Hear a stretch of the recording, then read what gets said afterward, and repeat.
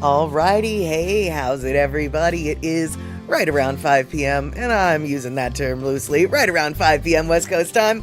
I'm going to call it 2 p.m. Hawaii time, 8 p.m. on that there East Coast, and 7 p.m. for our Central Time folk.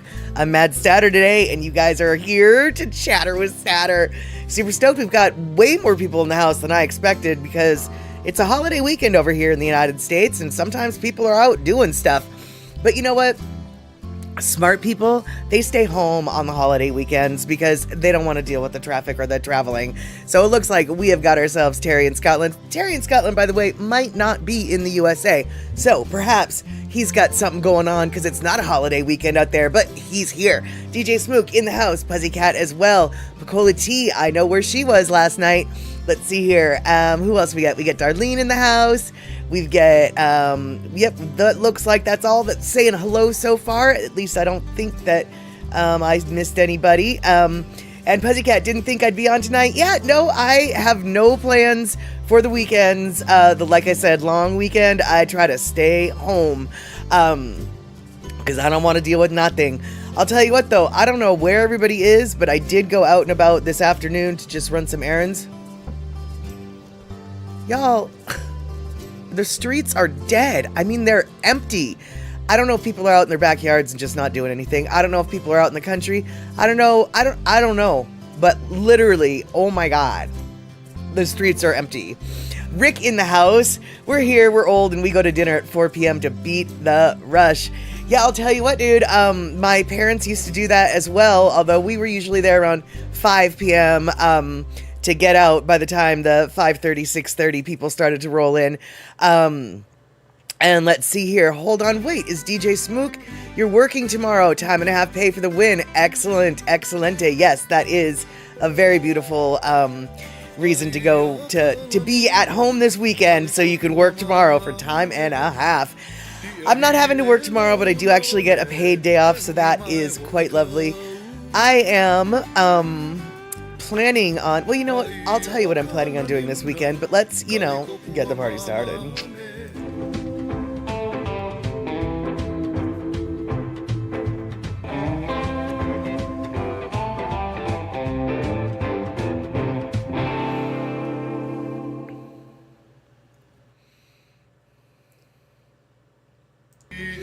All right, congratulations, Terry, on a 10-stream streak. That's hard to say.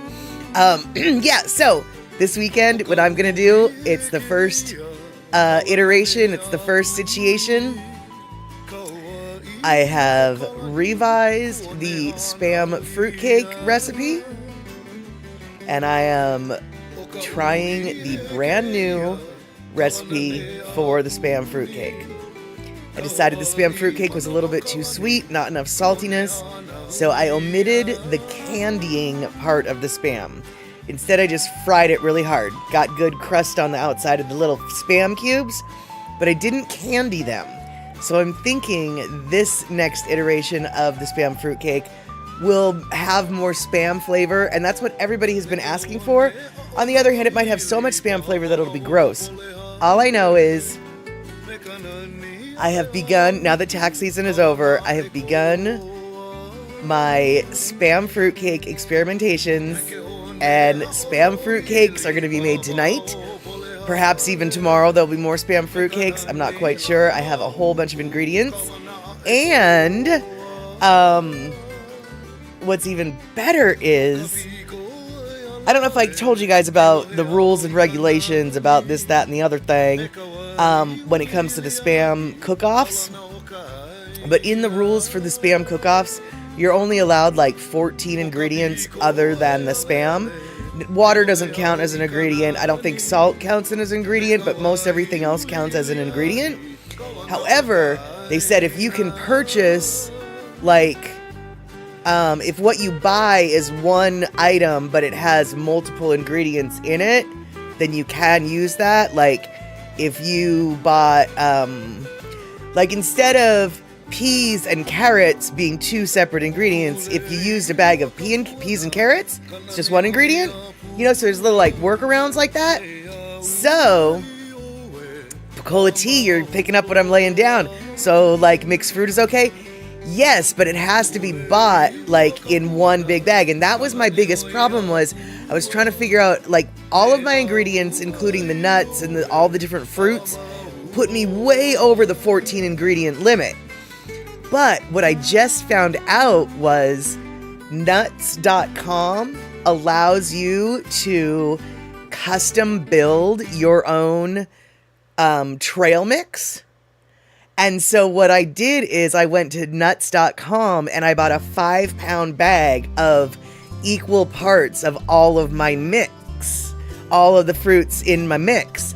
So now 6 fruits just count as one ingredient. And so I'm super stoked that I won't have to revise the fruit content of the spam fruitcake like I thought. So super stoked. And so I am I'm excited to see if the nuts.com fruits will meet my specifications. Like, I want to make sure, I don't know what kind of quality the fruit is. I want to make sure it's good. You know how some dried fruit is less good than other dried fruit? I want to make sure it's on the juicier, plumper, yummier side. I don't want the little dried rocks.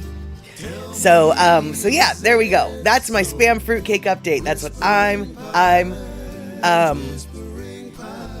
oh, Picola Tea, unfortunately, yes, pineapple absolutely is. So Picola Tea says, please don't tell me pineapple is part of the mix, because ham and pineapple is a no-no.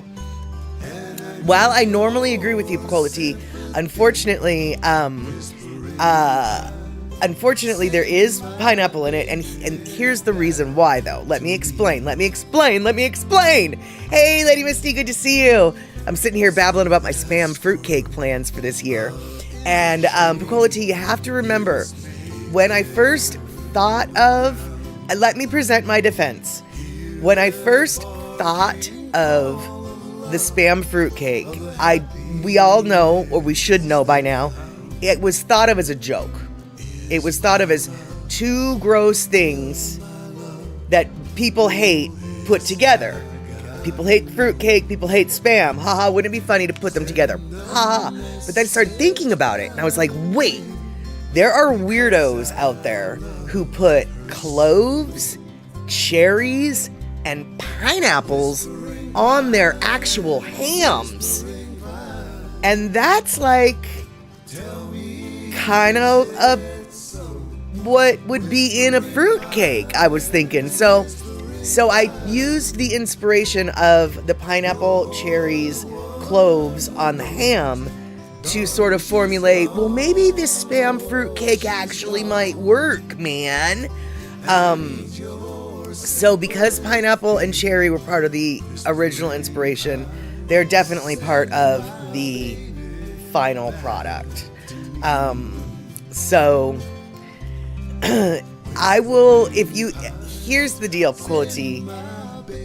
If you're willing to try it, I'm willing to maybe present to you a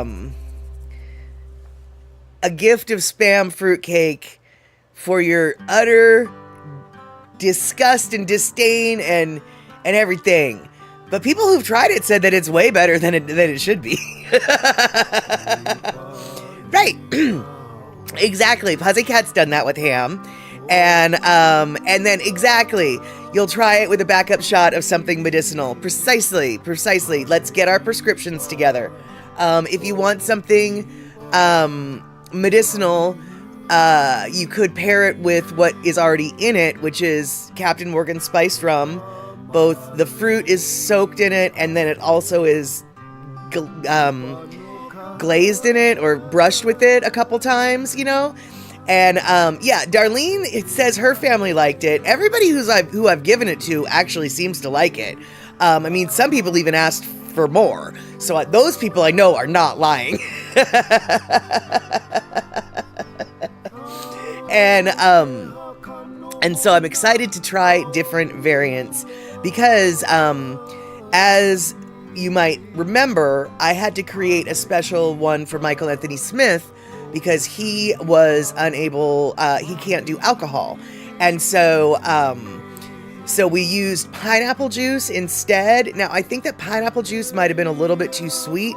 So I'm wondering if, like, we're going to try different stuff, basically. And Michael Anthony Smith and I did decide that we were going to make a more fruity and Hawaiian-based version of the Spam fruitcake. And so that's going to have, definitely the pineapple. And I can't remember what else. I think we were thinking like dried apricots and just other lighter type fruits. But definitely the pineapple. Sorry, Picolati, just is happening. It's just happening that way.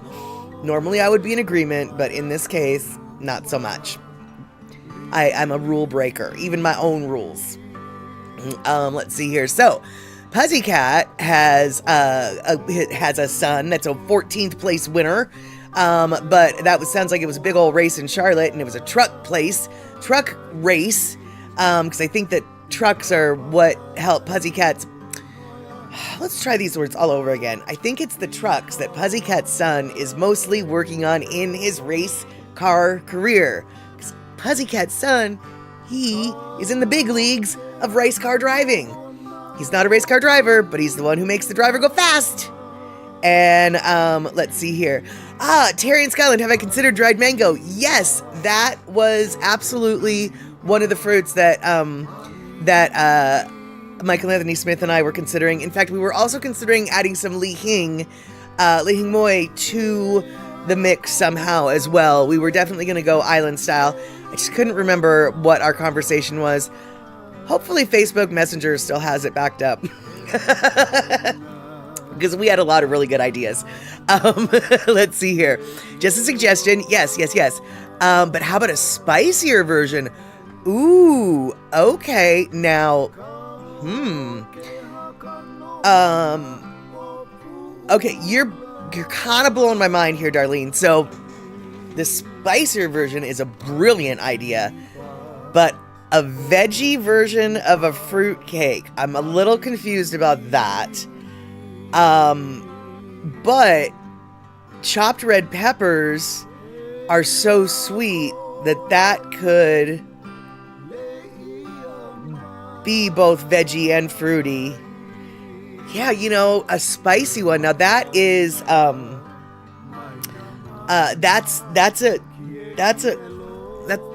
writing that down. Just hold on 1 minute. Hold the presses. Stop the presses.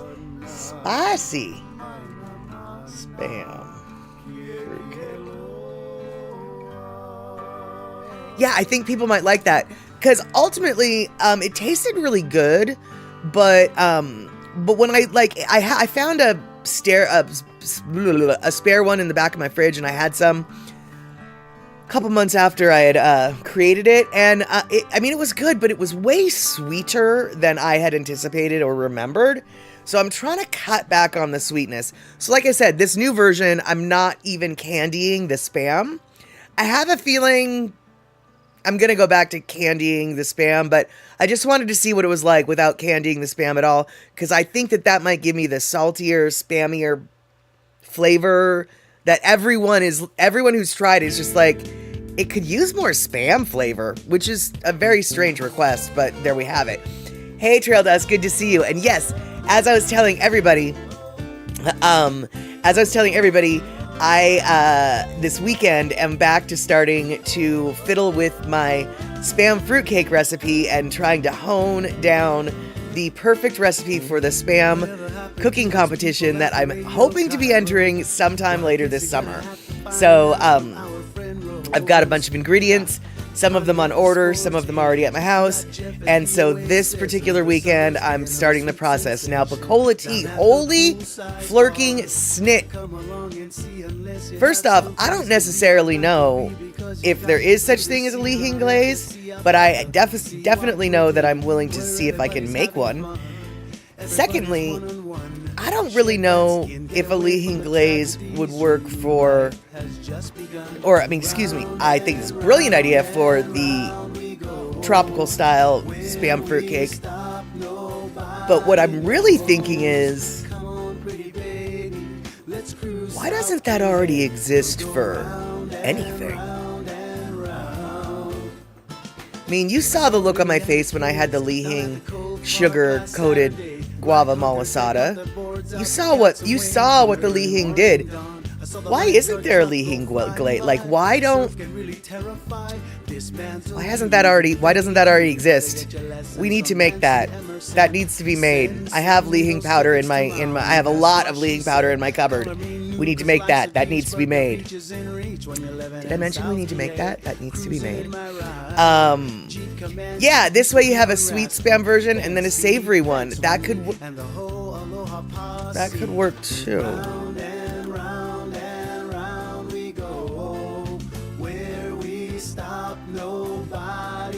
And actually, hold on. Let me write the Li Hing glaze.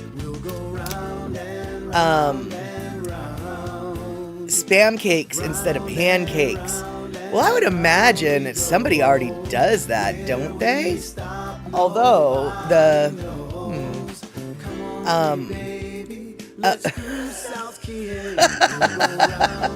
I am not putting that. I can't get Viagra at Terry in Scotland. I cannot get Viagra at nuts.com, believe it or not. I can't get it at Trader Joe's. It's not going to be part of my ingredients, okay? Not gonna happen. No, Darlene, I would be like, yeah, the Spam, I guess once it would be savory, it would almost be like a Spam bread, which I'm very much open to. In fact, that kind of opens up a whole different world of possibilities. But I really like the idea of a spicy, fruity one. That is brilliant. And then the Li Hing, I just, how do we not have that already? Because there we go. I mean, that's all I can say about that. Alrighty, so holiday weekend. Most of you guys are here, but that doesn't mean you don't have plans. What are you doing? What did you do? I know that Rick and Darlene went north earlier to open up their cabin for the season. Is anybody having a barbecue? Is anyone taking a dip in their pool? Sounds like Terry in Scotland is actually enjoying some almost summer-like weather out there in Scotland, which is wonderful. Let me check my... All right, yeah, it is 70 degrees here in Burien. It is 70 degrees in my house. It is a lovely 70 degrees here, and that is a beautiful, beautiful thing. Let's see here. I am going to be busy, but it'll be a yummy way to be busy. Exactly. That is exactly what I like to be busy with, is yummy things. And Pussycat, I wish that I had remembered. I mean, last night I remembered to do it, but I saw Leo. Leo came in last night, and he was a very polite kitty. He was a very good boy. He sat there like a sphinx, and I meant to forward the picture, but here's sort of what he looks like when he's sitting like a sphinx. I know that's not the way that's not how you're supposed to share pictures on the internet. I know, but I didn't get it loaded into the show quick enough, so I'm just showing it to you off my phone. But he was just sitting there like a sphinx. So I got out his 3 different plates. We put wet food on all the plates, and everybody got to eat, and it was a beautiful thing. And yes, Picola tea. This time we are not asking, where in the world is Picola tea? Because we know where in the world Picola tea is. Picola tea yesterday was there. And you know who that is? That's Medium 7-Up. There you go. Miles was celebrating his birthday in Waipahu yesterday. I believe Miles is in Hawaii for his birthday, but I also think he's there for another reason that I can't remember. I think he's like got a training or something. I don't know about that, but I also know that he's not moving there on this trip. But what I do know is he is hoping to sign his contract for a teaching position, and once he does do that, he will be moving, hopefully by the end of the summer. So just so y'all know what's going on with Miles, he is still living in Boston at the moment, in Hawaii at this very moment, hoping to, before he comes home to Boston, hoping to sign with the school that he's been in negotiations with, at which point then his moving to Hawaii will be, I mean, the ball is already rolling, but it will be hitting a velocity that is much faster than the ball has been rolling currently. So I'm super excited for Miles. I'm not sure exactly where the school is that he is planning on working with. It's a private school. Honestly, he has told me the name of the school multiple times. I'm not going to tell you the name of the school, and it's not because I'm trying to keep that information from you. I just, well, I guess I'm trying to keep the information from myself more than it is I'm trying to keep the information from you. So there we have it. But what I do know is I'm very excited for Miles, no matter where he ends up working, no matter what the school is called. And Picola Tea, okay, well, we could have been playing the game, Where in the World is Picola Tea?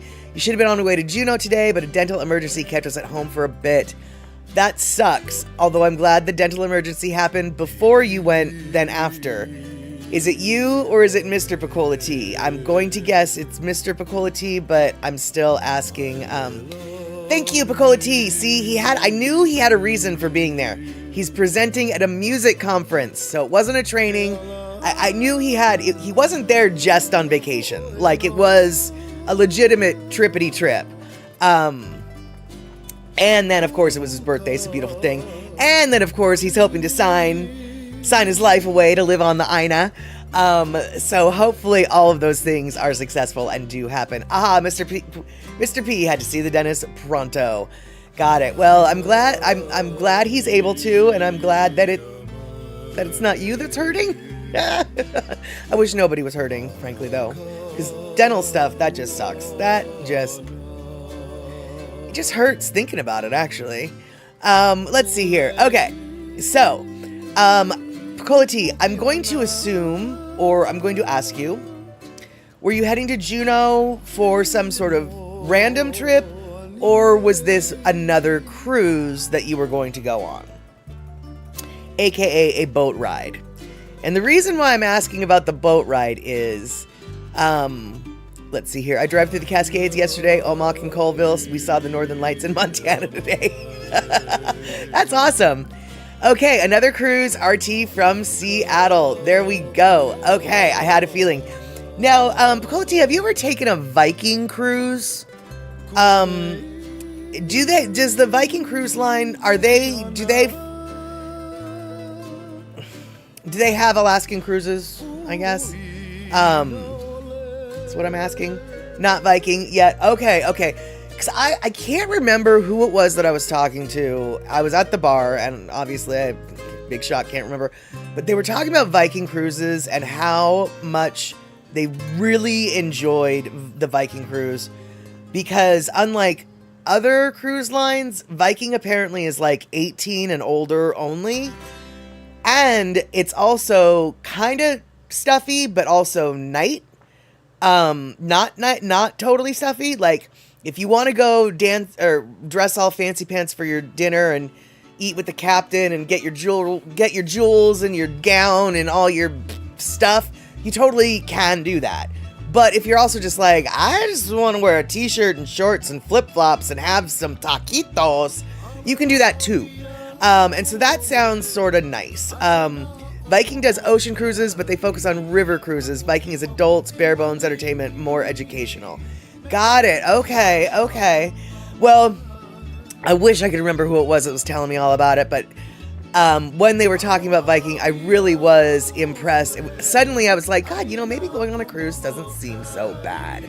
Because the idea of being on a boat just stuck there, I just don't know.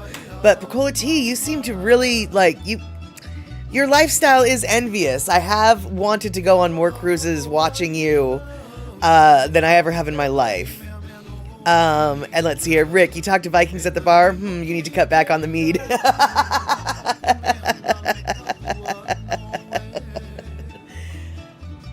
You know, there's nothing wrong with talking to a red-headed or a red-bearded stranger.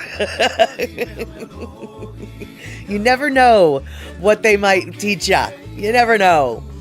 But, all right, so, cruises, that is one thing. Then, we've got another boat. We're talking about boats, sort of. But, I got this video of this little thing, and I don't understand, oh no, Darlene, you hurt your right shoulder with over digging. Of course, gardening. How about I have a torn rotator cuff? It was fine for a very long time, but now I stirred the pot and I'm hurting. So, shoulder doctor, here I come. Oh, wow. Does it help if you use a splint or something to help hold your arm or whatever? And yeah, apparently Pecola T's got an idea that might work. You need to stop, collaborate, and listen. Ice, ice, baby. There we go. But okay, so Pecola T, she's been on boats. Big boats. Boats much bigger than this. But I have a question about this boat. So, let's watch this video and see if we have answers. See if we have answers to the questions posed. There's only one reason a man would lift his boat so high in his boat shed fire. If you know what that is, you're my people. There's only one reason a man would lift his boat so high in his boat shed fire. If you know what that is, you're my people. About 12 foot up. Respect. There's only one reason a man would lift his boat so high in his boat shed fire. If you know what that is, you're my people. Okay, so Rick says tides. And I think that that's not a bad answer. I actually really have no idea. Pecola T says, and gators taking naps on board. I actually saw that in people were posting the reasons why somebody might do that. And one of them was to keep the critters out and floodwaters. But one of the guesses, and I think that this guess was kind of brilliant and possibly very true. They guessed, so his wife cannot see the new rods, reels, and tackle that he bought.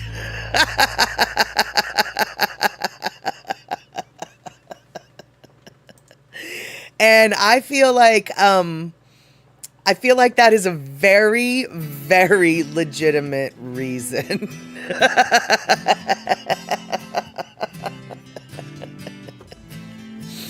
So okay, tides and gators seem to be what you guys are thinking is the reason. And like I said, I don't know. I have no idea. All I know is the dude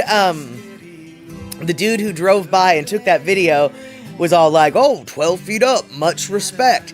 Now, other people were thinking maybe it was like so another boat could slide in during inclement weather. Other people were like, so people won't steal your motor, although I'm not really sure how that, anyway.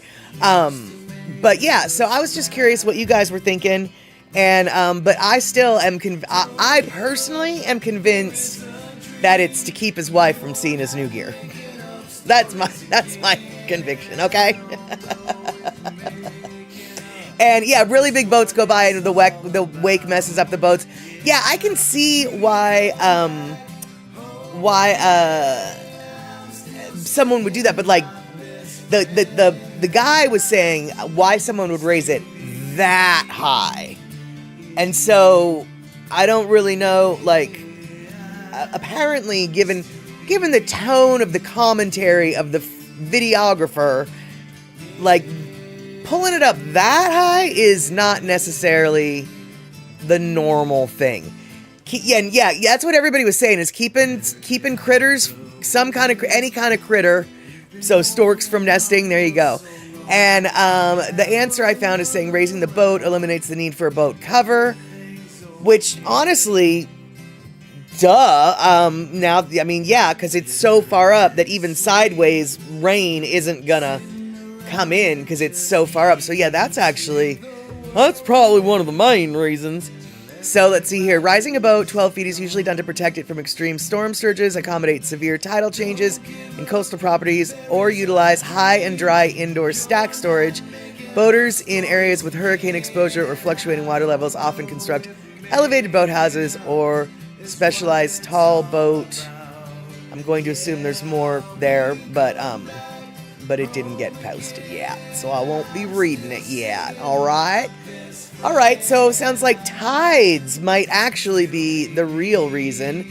And by tides, I do mean storm surges, and I do mean wake, even though I realize those are all very different things. But basically, water damage is what we're looking for here. Water damage is the answer we're looking for. If the dock is at that height, tides cannot be it. Well, I mean, I get fair point, I get your logic there, but storm surges and unusual king tides, maybe? I don't know, I'm not from there. That's why I'm asking y'all. I don't know nothing. And Steve, Dr. Steve says maintenance, and hey, Mama Sean, good to see you. It sounds like you were here for the video, or at least Dr. Steve was. So, yeah, Shock saying, you already said maintenance? I missed that. Yeah, so it can't be the regular tides. That's why I'm really thinking it's gotta be, storm prep and sideways rain and that kind of thing. But honestly, Rick and I are kind of on the same page. It's because he's hiding the new fishing gear, okay? Oh, wait, is Wolfie? Hey, Wolfie, what? Good to see you. I don't know if you were here earlier, but yeah, that's right, y'all. You're going to have to watch it again. I was just talking to folks and asking them what they think the reason is. So here we go. We're going to watch. That's right. We're going to take one more look at that boat. We might even take 2 looks at the boat. There's only one reason a man would lift his boat so high in his boat shed fire. If you know what that is, you're my people. About 12 foot up. Respect. So that's the boat situation. 12 foot high, much respect. And Rick and I don't think it has anything to do with tides. We think it has everything to do with hiding new toys from his wife. But let's see, highest tides, Bay of Fundy in Nova Scotia. That was definitely not the... There was an accent there, but that was not a Nova Scotia accent. So I'm going to say that this is not a Nova Scotia boat. Let's see, your highest tides, Bay of Fundy, Nova Scotia, New Brunswick, Canada. Maximum height, 53.6 feet. That's high. Recorded at Burncoat Head Park. Why it happens? The bay's specific funnel-like shape and depth causes a phenomenon called tidal resonance. The time it takes for water to slosh from one end of the bay to the other perfectly matches the rhythm of the ocean tides, amplifying the height. Oh, wow, yeah. Best spots, Hopewell Rocks Provincial Park in New Brunswick allows you to walk the ocean floor on the ocean floor at low tide. Interesting. Yeah, just saying, tides can get high. Oh yeah, faux shizzle. But there's only one reason a man would talk like that. Why? Because he's hiding something from his wife? Or because he's from the Deep South? That sounded like a Deep South accent. To me, that sounded, I wouldn't say necessarily Louisiana, but it sure is looking like it was sort of a Louisiana-esque situation. I might even say that might have been more of a Florida man drawl. Because now Pussycat, I don't know what, I know that I've talked to you on the phone and you don't have that southernness that some people from Florida, the panhandle, People from the Florida Panhandle, they can have themselves an accent that sounds a little bit like that.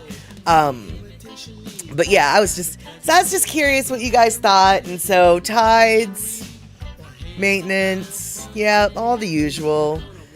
But I think Rick and I know what's going on. I think Rick and I are right.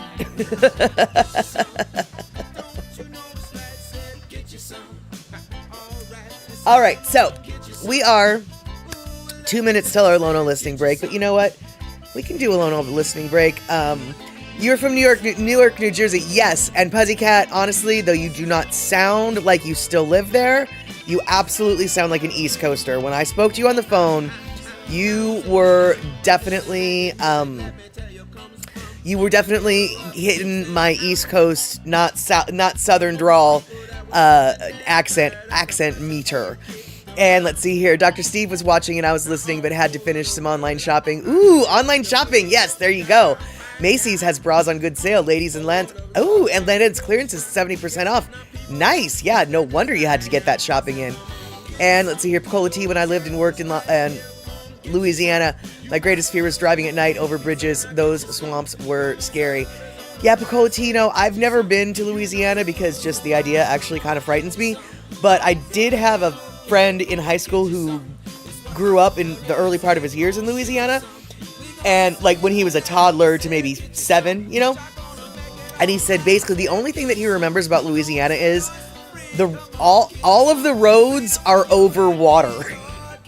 He's just like, all of the freeways, you're on a bridge the entire time. There's just nothing but the roads are on water. There is yeah. And from what I've seen, when I've seen, videos and pictures and stuff, yeah, all the highways are on over the swamp basically. And yeah, I don't want to be, I don't really like driving over bridges, and bridges usually end like from one side to the next real quick.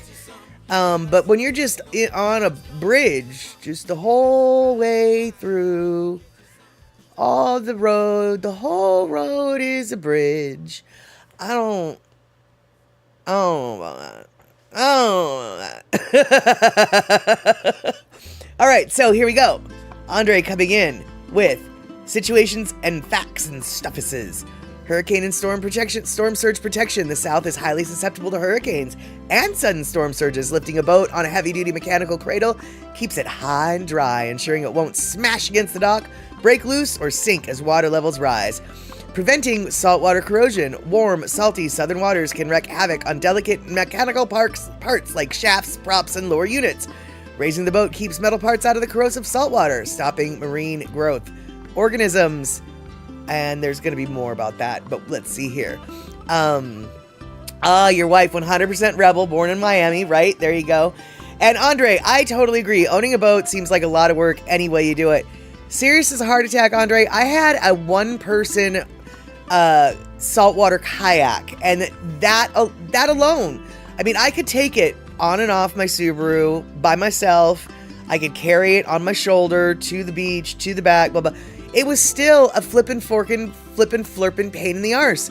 Because every time you went in salt water, you had to take it off. You had to wash it down so the salt water was gone and blah, blah, blah, blah. Dude, a boat is nothing but a pain in the arse. And I do have bridges with both bridge and tunnels. That is true. In the Seattle, underwater tunnels are freaky too if you think about it too much. Do not. I don't even like going through the, they took down, in Seattle we used to have a 2-story highway along the waterfront in front of the city called the Alaskan Way Viaduct. They tore that down and they dug a hole under the city, and you get this tunnel that you have to go through. I hate going through that tunnel because it's like underground. It's not even underwater. It's underground. You have to go really, really. No, can like 'em do no. Did I mention no? And let's see here. Storm surges can reach a high level in the Gulf region. Yeah, because the Gulf is kind of flat. And so feet of water go feet inland. And Andre asks if Cola T has gone through the channel. And she's like, of course, I rode it. I rode London to Paris train through it. And I'm sure Picola T knows this, and I'm sure that Andre knows this, and I'm sure that a lot of you know this. But check this out, you guys. I always assumed wrongly that if you took your car through the channel, you drove through the channel. You don't, dude. You drive your car onto the train, and the train takes your car through the channel. It's so bizarre. And going under the Fraser River and seeing a drip. Yeah, I don't want to talk about that. I don't know if I've ever gone under that particular tunnel. I do know where the Fraser River is, and the idea of the Fraser River leaking into anything that I might be under terrifies me. The Fraser River is one of the most terrifying rivers I've ever had witness to be splashed by, and we'll just leave it at that. I have to cross a 70-foot high bridge every day to get to town because I live on a barrier island on the beach side. Oh, wow, 70-foot high. Yeah, they ain't playing. Let's see here. That is why Rick and I primarily like to use a canoe down the river waterways or channel, easy in and out. You can get into many areas other boats can't get into. We've seen a lot of wildlife that way too, quieter than regular boat.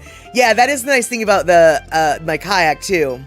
And let's see here. Are we going to listen to Lono's song about bridges? No, I don't know if he has one of those, but we were going to and are going to listen to a Lono song called Maui Stylin', because that just seemed like an upbeat, happy holiday weekend kind of song. But before I play it, I want to see here, let's see here. Yeah, exactly, Andre. It always seems like Seattle does stuff that San Francisco did a little bit earlier. We had a double-decker freeway going right over and through our waterfront. Yeah, well, and you tore our ears down before we did. Well, yeah, you tore yours down because you had to, because of that earthquake.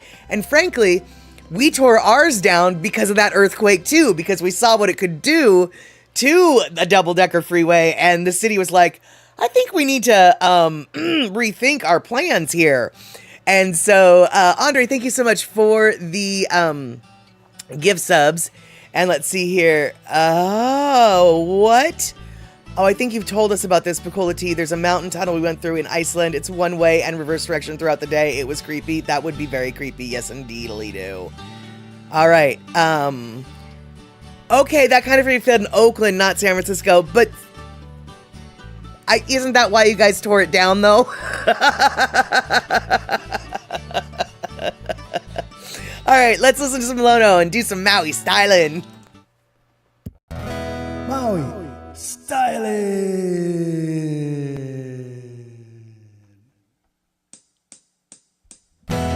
No matter where you go, no matter what you do, take that Maui style with you. Cause if you ain't Maui styling, you just living on an island. Maui styling, don't let me down. Maui styling, don't let me down. Maui styling, don't let me down. Maui styling, don't let me down. There is sunshine in your heart. It's been with you from the start.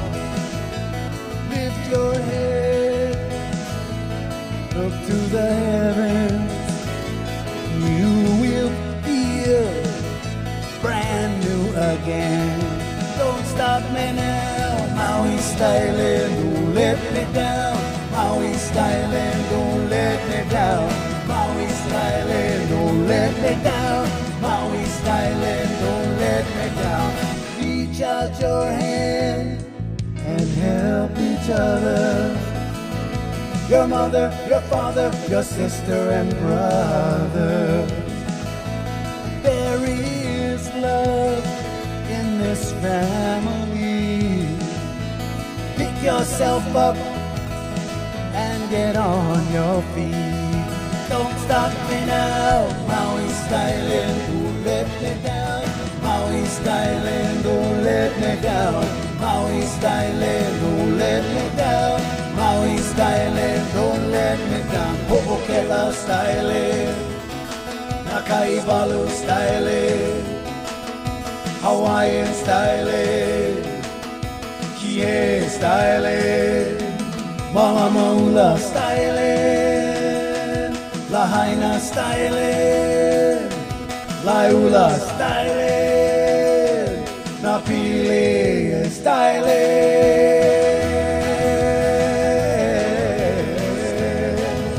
Don't stop me now, Maui style. We will all reach the finish line. The six of us, no one left behind. We're all winners, no matter what. When there is love in your Maui heart, don't stop me now, Maui style, don't let me down. Maui style, don't let me down. Maui style, don't let me down. Maui style, don't let me down. Makena style, up country style, Kaupo style, Kanapali style, Hana style, Waehu style, Haia style, Keanai style, Maui style, don't let me down. Maui style, don't let me down. Maui style, don't let me down.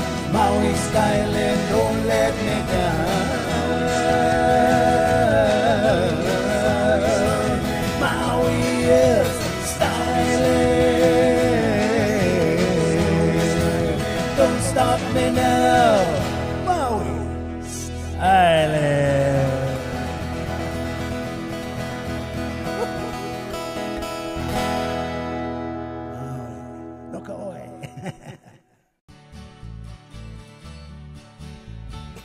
All right, there we go. Whew, we got level 2 hype train. Thank you so much, all y'all. That's so great. And hey, Mariana, good to see you. Surprised to see you. What with you doing that big move real soon. But I'm glad that you're spending whatever extra moments you might have to pop in and say hello. Andre, thank you for those extra biddies as well. Super sweet, super sweet. All those extra biddies. Let's 1, 2, 3, 4, 5, 6, 10 extra biddies or something. No, 12 extra. All right, I didn't count them all, sorry, but thank you so much. And oh yeah, so Pacola T, you know, I didn't even really think about asking anybody about the earthquake, and I don't really know why, because now that you've pointed it out and reminded me, even though I've seen the headlines, 6.0 is not a tiny earthquake. 6.0 is nothing to sneeze at. So I'm really glad to know that nobody on Oahu seems to be suffering too much damage. I'm hoping, yeah, not a whole lot of people in Kona are suffering that damage either, although now that I think about it, I have some friends in Kona that I should probably check in on, but yeah, we won't do that right now. So let's see here. Yes. Yes, actually, Darlene, I was about to say that as well. Congratulations on that rebaptism. And I can see why you chose to do that for a multitude of reasons. Obviously, one of them is you felt that you were, you know, purely, really spiritually ready for it. But also, I can only assume that you chose to do this with your home church before you moved out of their grasp, as it were. So, you know, doing it while you're still in their embrace is, I'm assuming, part of your reason of why you chose now as well. So congratulations. And, hey, C Honda, I don't know if I'm supposed to say congratulations. I'm just very happy for you, I guess, whatever. And C Honda, good to see you. Good to see you. All right, so let's see here. We had our Lono listening break. I had something I wanted to... Oh, yeah, I had something I wanted to talk to you guys about.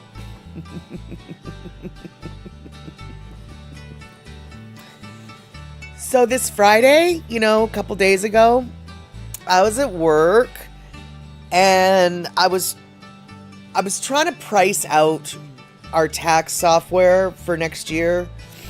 There's different levels of software that you can buy. Don't worry, this is not going to be that boring. I mean, a little bit, but anyway. Different levels of software you can buy depending upon what kind of forms that your practice does or not, right? So we're trying to figure out if we want to add on a couple, I don't know, bundles, for lack of a better terminology, for these certain types of returns that we normally don't do very many of, but we're starting to do more. And because we don't do very many of them, we right now pay a fee to do it. Whereas once you start doing a whole bunch of them, it makes sense to just like pay a one-time fee for unlimited filing. So we're trying to figure out if we're at that mark where we need to upgrade our services, basically. So I'm trying to call somebody, and they're like, no, our office is closed. So it's like, okay, let me just see if I can get this answer through the chat bot, right? So I start an AI chat.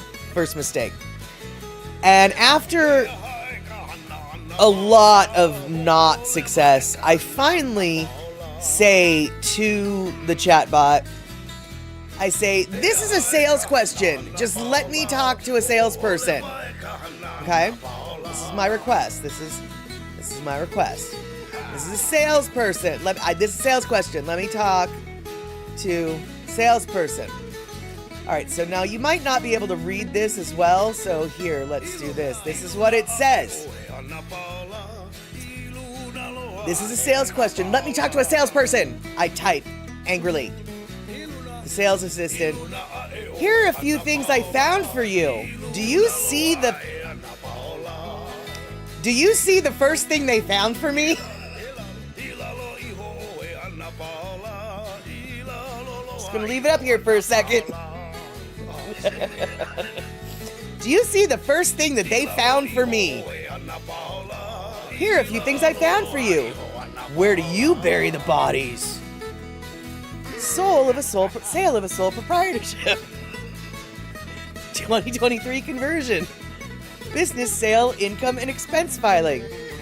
Did any of these answer your questions? Where do you bury the bodies? It literally asked me. How did it know? No, that's not. But no, for real. Yeah, where do you bury the bodies? I thought that was kind of funny. Oh, the background music's not very background. All right, let's turn it down. Yeah, I put them in someone else's backyard. So I thought that was funny, okay? And later on that night, I'm at my house and I'm watching random YouTube wasting time. And there was this one YouTube clip of like, it's illegal. This 4-year-old girl or whoever is so cute. Can you believe how cute this little 4-year-old singer is, right? Oops, sorry. Gotta put... there you go, Puzzy. Trying to balance it. So the little video is, how cute is this little singer? And it's this random person in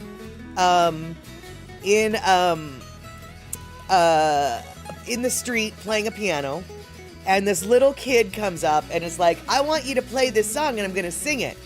And the song that she wanted the piano player to sing was the Pretty Little Baby, blah blah blah blah blah blah blah blah blah blah. You know, Pretty Little Baby, that song. Okay, that's all you really need to know.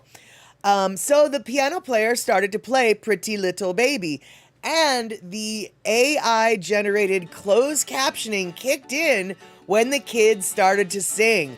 This is what the closed captioning said the kid was singing. We can eat the baby. Do do do do. We can eat the baby. I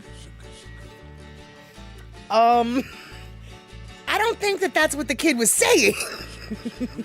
But, so I guess what we do is We can eat the baby.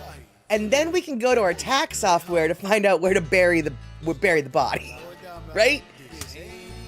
Yeah. I think AI needs a little bit of work. So I had to take a screenshot of that. I literally snorted and when I saw that. So yeah, AI does not get very much training with kids. True. Nor does it get a lot of training with the Hawaiian pidgin accent. Boy, is it funny to listen to the automated closed captionings when watching content coming out of the islands. Boy, howdy, does the machine not know what Brutta is saying. Not one little bit. And, Andre, you bring up a good point. Everybody should know that I'm a cremation kind of woman, and I would be scattering them in the sound and where nobody would know. But, actually, I'm not a cremation kind of woman anymore. I'm an aquamation woman. And if you don't know what aquamation is, it is basically decomposing a body via a water transaction, and it leaves you with your mineral ashes, and it leaves your it decomposes you, and you're left with ashes. Any kind of metal that's in your body is very much recyclable, comes out way better than the actual fire cremation. It uses less energy per body to do the decomposition the way as opposed to the cremation by fire. They don't have aquamation available in all of the states. Washington State is one of them. I think there's only 30 states that has aquamation allowed on the books. And it's not because aquamation is like necessarily dangerous or anything. It's just a new technology, and some states haven't really caught up with this. And as I'm sure you know, when it comes to disposing of a body, there are rules and regulations in every state, and you have to abide by them. So as much as aquamation might be an environmentally friendly way to cremate a body or aquamate a body, it's not legal in like Hawaii. So composting bodies is becoming popular here. You get a whole bag of compost. Yeah, composting bodies is legal here in the state of Washington. It's just become legal, but it is remarkably and ridiculously expensive. I mean, it is cost prohibitive like nobody's business. You got to be richer than well, we got a lot of rich people here, so I guess they're all gonna do it, but I cannot. Aquamation is as cheap as, if not cheaper than, regular cremation. And so I am opting for the aquamation one day when I finally get my plan in order, which honestly, as 52-year-olds, about to be 53 in a couple weeks, I am getting of the age where I probably should get my end-of-life situation vaguely in order, because sometimes things happen and you're not necessarily prepared for them. And I don't know if they make you into a clear soup, but yeah, they do make you into a soup. And crab pots are good, says a way to crab pots are a great way to dispose of a body, totally. Hogs, I would say, is probably a little bit easier for most people, just because most places you can run across a hog farm or someone with hogs, whereas you don't have salt water everywhere for the crab pot. Just saying. Does Tupperware have large containers? Not containers that large. You would probably have to dismantle parts to get them to fit in the things, you know. And Darlene, I've told Rick if I go first, I really do not care for coffins. That I really, for the most part, do not care how he handles my body. I believe the body is just a shell of the person, the vessel. Fair enough. Fair enough. That's why Rick was asking if Tupperware has large containers.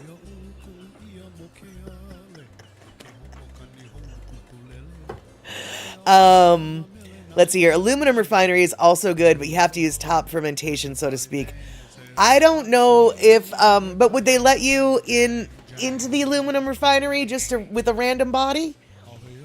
Whereas, see, a hog farmer would be happy to have the random body because that's that much less food that he has to feed his pigs, right? Puzzycat saying that Tupperware went out of business. Oh, I guess that kind of makes sense. Because, you know, with the internet and all, they don't need to have the house parties anymore. And, let's see here. Paper mills can do it. Yeah, there's actually a iron recycling plant, down at the end of Delridge that, it's an iron, it makes rebar out of old iron. And, that'd probably be a good place to burn up a body. And I'm not saying anything about the local constabularies and inconvenient corpses or anything. How much spam would your carcass produce? You could pass off your fruitcake recipe for final processing. First off, I don't think that the meat in my body is as pure as the meat that is in spam. I have wrecked my body with boozahols and marijuanas. My body is very well marbled, and I am lazy, so I'm probably also tender. I feel like if you were going to utilize my flesh, it would best be for fat refinement. You've got cooking oil, you've got heating oil, you've got lighting oil, and then some of my muscles might be good enough to slow roast. And I've actually given this much thought. But I don't want you to disparage the good name of spam, because spam, the classic traditional spam, has like six ingredients, man. It's pork shoulder, it's ham, it's salt, it's something else, and it's something else, and it's something else. That's right. Those are the official ingredients. So let's see here. But okay, so hey, Washington is really good at body removal. Just ask the Green River Killer. Well, yeah, actually, Andre, to tell you the truth, they just, this is kind of on the low key, but last week they brought Gary Ridgway, the Green River Killer. They took him out of Walla Walla. He's like 70-something years old. He's dying of cancer, I think. They took him out of the high-security prison in Walla Walla and brought him back to Seattle area, and he's showing them more bodies. He's showing them where he hid more bodies. So they're going to be coming up with probably more remains, I would say, in the next couple months, because he's here like that. Maybe not as we speak, but this week, next week, he's here for the whole, yep, I've been here before. You might want to look in that pile. Well, I'm not sure exactly where, but this was the general area. That kind of thing. So, which is great, you know, because they even though I think like officially, you know, he's got 70 or 47 victims or something, they know it's like way more. So yeah. And, yeah, we really have gone into the grave tonight, haven't we?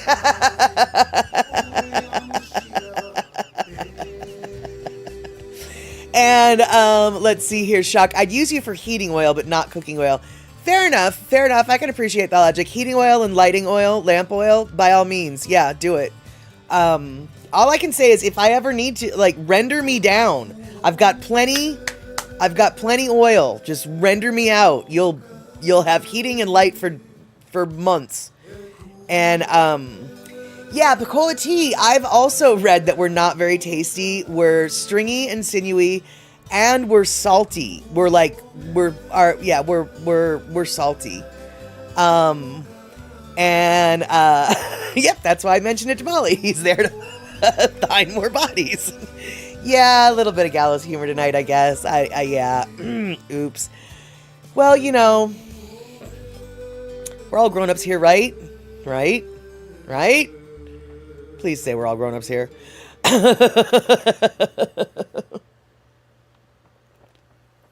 And yes, definitely have seen the movie Fargo.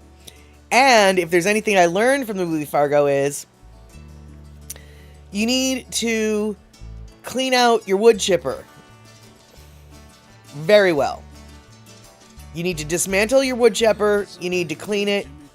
You need to sanitize it. You need to rinse it. You just need to clean that wood chipper, because one tiny little fleck of something gonna get you in trouble. Gonna get you in trouble. And definitely you need to use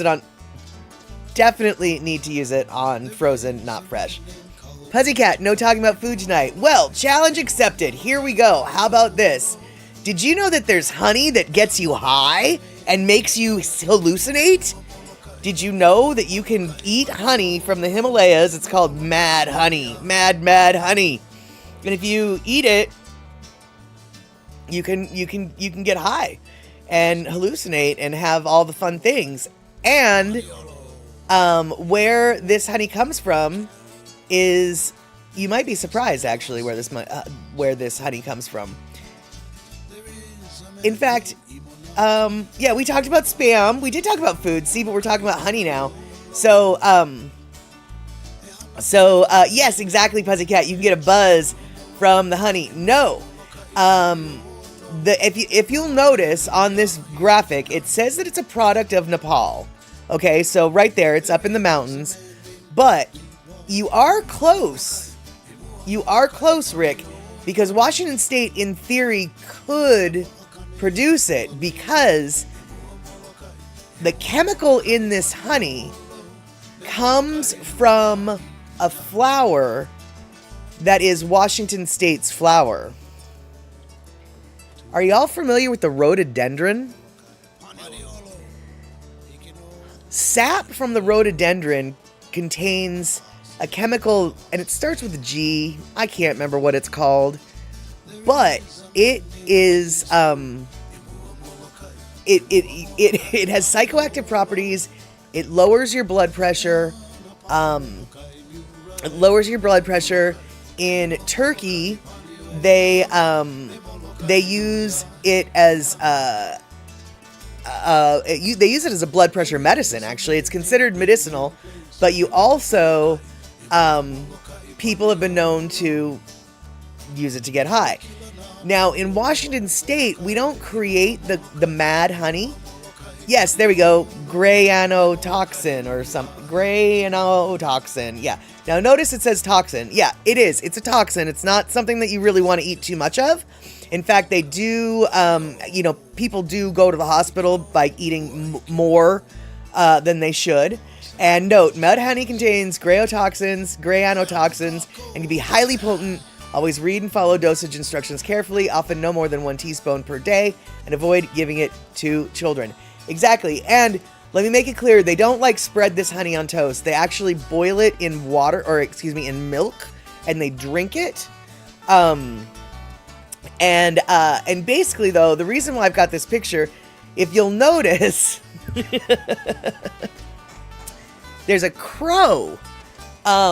There's a crow in the corner of this picture, right?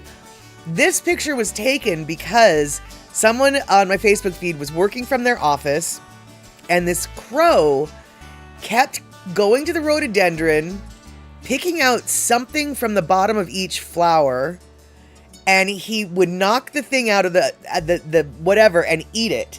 And so somebody hypothesized that he was using those grayanotoxins in the sap, because it's found in the sap of the sap and the pollen of the flower.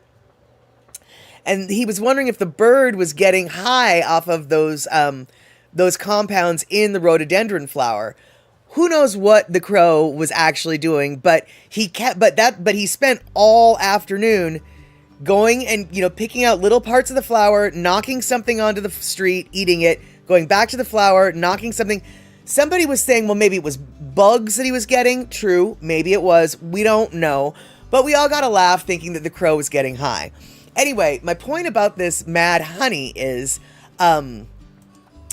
they have forests upon forests upon forests that are nothing but the rhododendron plant in Nepal. So when the bees in that area go out to feed on a flower, the only flower that's around during a certain season is the rhododendron. And so that honey that is just nothing but rhododendron sap and pollen that's made with that, that's what creates what's known as the mad honey. I am assuming that if someone had a beehive in an enclosed area with a massive rhododendron garden, we could probably produce mad honey here in Washington as well. But since where our rhododendrons grow, both suburban and in the wild, it's got such a varied landscape of options for the flowers that the bees can pick that we just don't, our honey isn't mad, or at least it's not mad enough, right? It's not the pure rhododendron, poison-filled potential, get high kind of thing. And Terry in Scotland says consumption. That's a hard word for my word hole to say. Consumption of mad honey can cause a poisonous reaction called granotoxin poisoning. Mad honey, the most it all moved. Mad honey disease, there we go, or honey intoxication, or rhododendron poisoning. The honey is the most common cause of I wish I could say that word. Granotoxin poisoning. Bees are not affected by granotoxins. And then Andre is pointing out that the bees that get the mad honey, they are found on cliffs. And as a general rule, if you've ever seen videos of these cliff climbing bee hive keepers that just are coming and harvesting, big shelves of honeycomb and wax that's all dark and stuff, those are probably guys that are harvesting the mad honey. And let's see here. Washington honey. Washington honey isn't mad honey. It's just merely annoying honey. Exactly. And can you imagine a bear high of mad honey?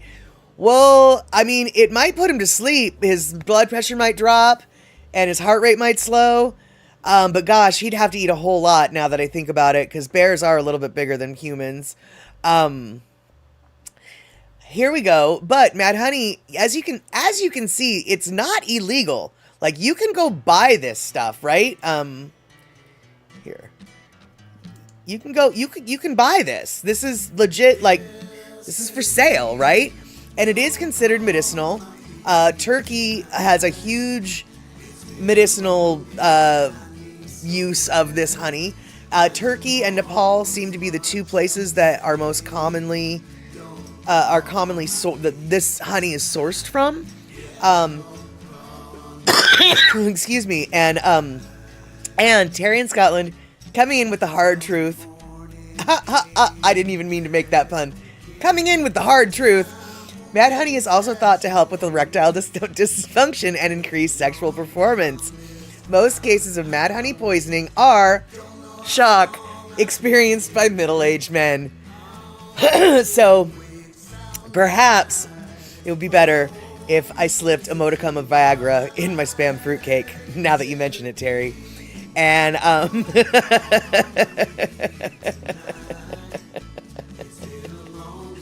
and so, yeah, there we have it. Excuse me. One more thing that we can talk about here that's probably not going to take very long. As it turns out, my former addiction, if I was in India right now, I would be freaking out, okay? Let me just tell you right now.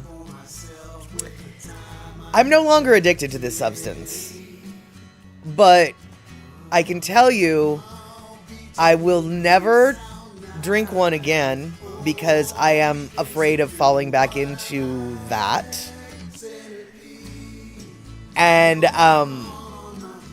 right now in India, they're on the verge of facing shortages of this because of the Iraq war. Does anybody have any idea what I might be talking about? Just out of curiosity.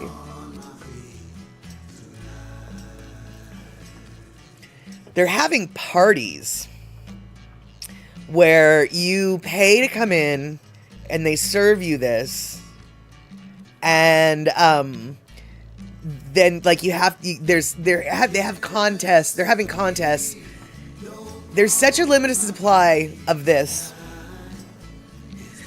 The war in Iran is causing a lot of problems, and one of them is a lack of aluminum cans. The Iran war, yeah. There's such a lack of aluminum cans, and in India, you can only buy Diet Coke in aluminum cans. So people who drink Diet Coke are freaking out and hoarding it so much that there's actually a shortage of Diet Coke in India right now. Andre, no, they don't get the bottles. They have to import them. India only gets imported Diet Coke via cans right now. And nightclubs and pop-up parties are popping up all over, where you have to pay like $25 to get in the door, and then the entrance ticket then is a raffle ticket that if you win the raffle, you get like 50 cases of Diet Coke to take home. But ultimately speaking, Diet Coke in India is very difficult to find, and when people do find it, they're just buying it out. And the Diet Coke phenomena in India is so many people drink Diet Coke that it's actually got a nickname. When you are gonna go have a break and go grab a Diet Coke, do you know what a lot of people say in India? They don't say, I'm gonna go get a Coke. They say, I'm gonna go get my refrigerator cigarette. They call them refrigerator cigarettes.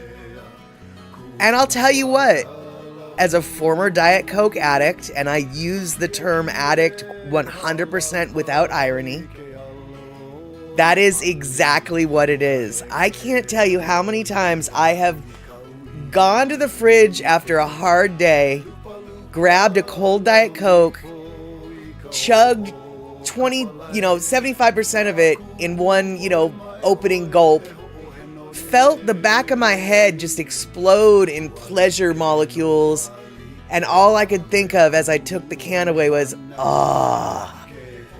that is what I've been looking for. I haven't ever had a taste of beer that made me say that. I've never smoked a weed cigarette that made me do that. I've never done a line of cocaine or other powders that made me go, yeah. But no, Diet Coke is a thing. And so let's see. Yes, you can now buy new Diet Coke in glass bottles in India. Okay. All right. So they reintroduced the drink in 200 milliliter. Well, apparently in Mumbai, it's very difficult because to find. And because as of May 20th, 2016, I'm reading this article here. And basically, India is currently experiencing supply chain disruption due to the ongoing war, and shipments of the ever-popular beverage Diet Coke have gotten stuck in the Strait of Hormuz. And so now supplies are running low, and they call it the fridge cigarette. Influencers in India and some pubs and businesses have clocked into the demand and now are hosting Diet Coke parties. And they're charging like $10 to $15 per can. And it's craziness. But the thing is I'm also not surprised. The fridge cigarette, it is so perfect. That is, as soon as I read that, I was like, oh my God, how has that term been used more? And so pricing for a pack of 6 200 milliliter bottles typically rails $480 to $600, whatever it is that India uses. Sorry, I don't actually know. The, let's see here, the glass bottle format is a recent strategic addition to the market due to nationwide shortage of aluminum cans. Okay, there you go. Alternative, if you're specifically looking for a plastic bottle, you can look for Coca-Cola Zero Sugar, which is widely available. But, okay, first off, no. That's so cute. Indian Rupee. Okay, there you go. What? I don't know what ignorant piece of idiocy wrote, if you are looking for plastic, you can look for Coca-Cola Zero Sugar. That is not a substitute for Diet Coke. That isn't even, that's not, nope, that doesn't hit the way Diet Coke hits, does not give me the same. Coca-Cola Zero is not Diet Coke, not by a long shot. It's not.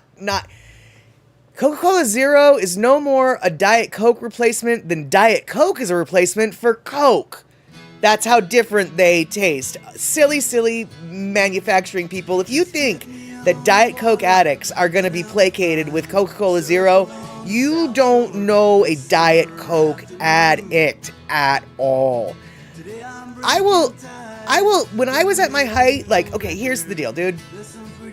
I enjoy a beer, but if it's a warm beer, I don't need it. I won't drink it. I'll put it in the fridge and wait until it's cold before I even consider it.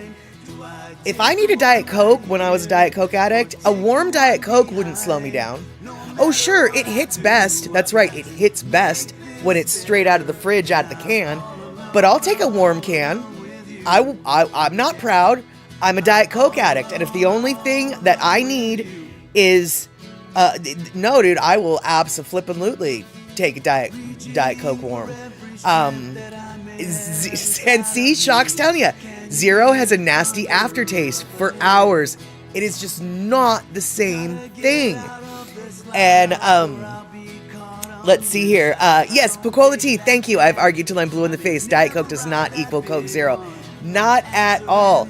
Now, I will give you this. Coke Zero, as a diet alternative to real Coke, it's an acceptable alternative. Because Coke Zero tastes more like Coke. Diet Coke is its own animal. You know, it might as well be 7-Up because it's its own thing. And when you're a Diet Coke addict,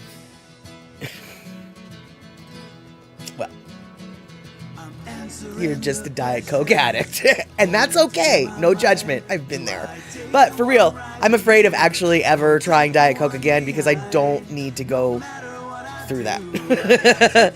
And Tab the first diet drink? Because for some reason I feel like Fresca came out before Tab did. But yeah, Tab, Pepsi Light, and Fresca are the first 3 diet sodas that I remember. And Puzzycat, I stopped drinking soda because it's too expensive. Tell me about it, dude. I think it's cheaper to buy beer these days in the grocery stores than it is to buy soda pop, which to me is very wrong. I mean, don't get me wrong, I kind of like it. I prefer beer over soda, but it's still very wrong. And, Darlene, my one son-in-law, is trying to kick the Diet Coke habit. He said it's hard. Seriously, dude. I feel for him. I know, it is. It is hard. I know, it seems so stupid, Diet Coke. Are you kidding me? No, it is. I don't know if it...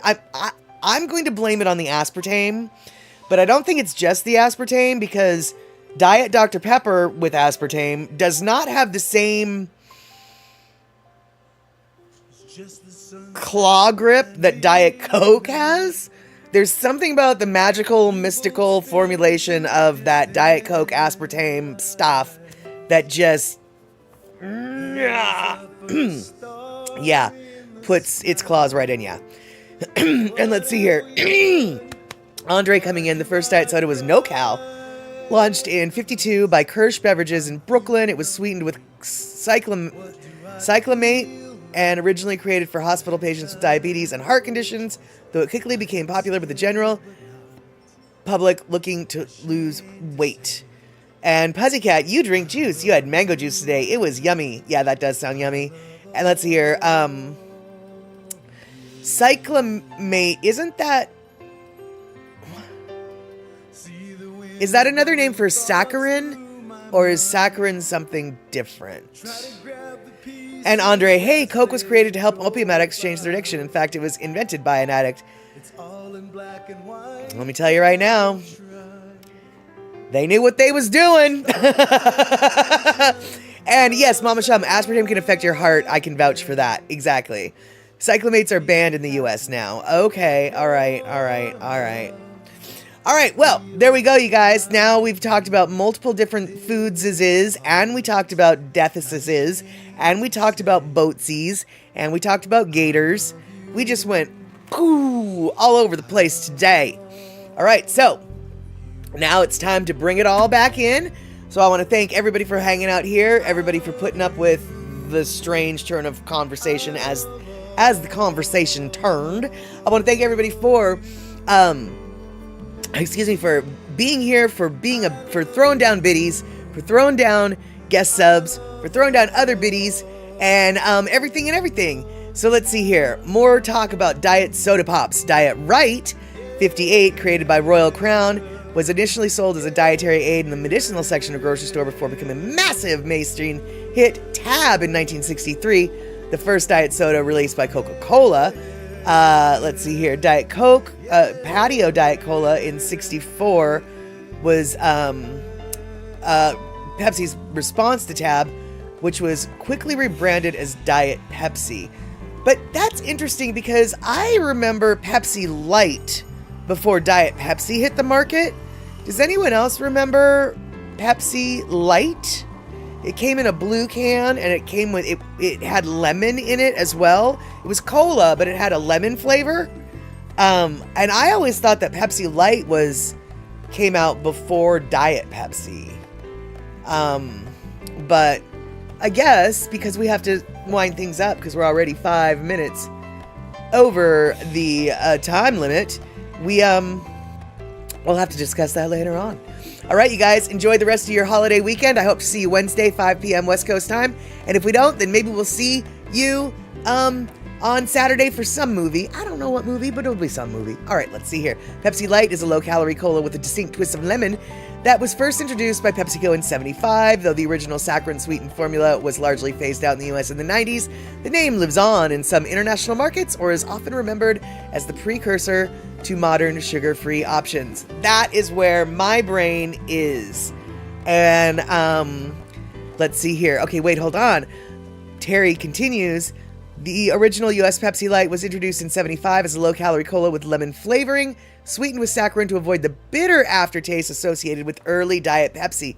Interesting. All right. So Diet Pepsi did come out before Pepsi Light. And now we know. All right. Have a good one. We'll see each other soon. Take care. Thanks for being here.